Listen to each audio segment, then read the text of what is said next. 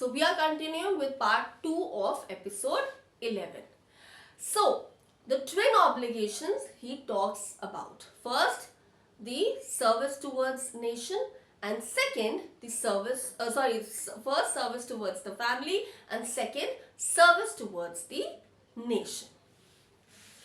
The third is human relations. For that, let us come to page number 23. The last paragraph, it says, I knew that the oppressor must be liberated just as the oppressed. A man who takes away another man's freedom is a prisoner of hatred. He is locked behind the bars of prejudice and narrow-mindedness. I am not truly free if I am taking away someone else's freedom. Just as surely I am not free when my freedom is taken away from me. So he says that with regard to human relations, you should neither be an oppressor nor be an oppressed. Because if you are an oppressor, that means even you are locked or you are tied with those chains of hatred, prejudice, that cold behavior towards each other. Correct? And at the same time, he says that if you are being oppressed, then somewhere you are also taking the wrong behavior of a person. Okay, so these are the key highlights of this particular chapter. Other than these key highlights, you need to also read the passage on the paragraph on page number 22, wherein he talks about his childhood. So he is talking about that I was born in a free country, but gradually I realized that my freedom was not worth it.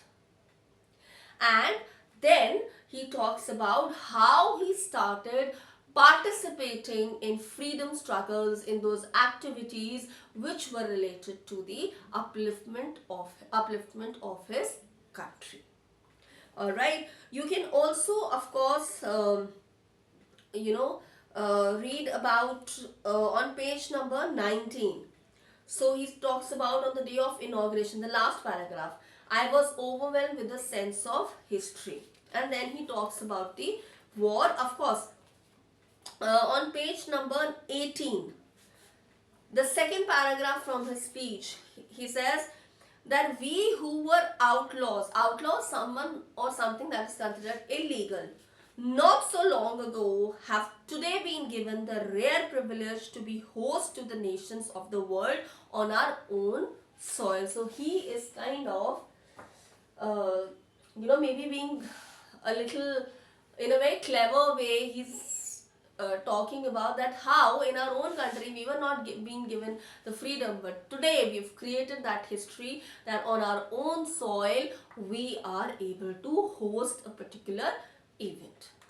So this is majorly about the chapter. Now time to turn the board, because we are going to talk about the important characters of Nelson Mandela.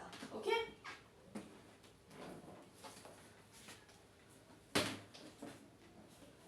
Okay. So, by reading this text about Nelson Mandela, the first characteristic that we come to know about is that he was a philanthropist. Who is a philanthropist? Huh? Who's a philanthropist? Sorry. I'll write this again. I'm sorry for my handwriting there. Okay, so who's a philanthropist? Someone who has love for humanity, someone who wants to establish a harmonious society, someone who promotes and believes in the concept of cordial relations between human beings. Second, of course, he is very patriotic. Why do we say that he is patriotic? Remember the paragraph that I have read? That country is rich in minerals, but the true assets of the country are my own people. And third is that he was very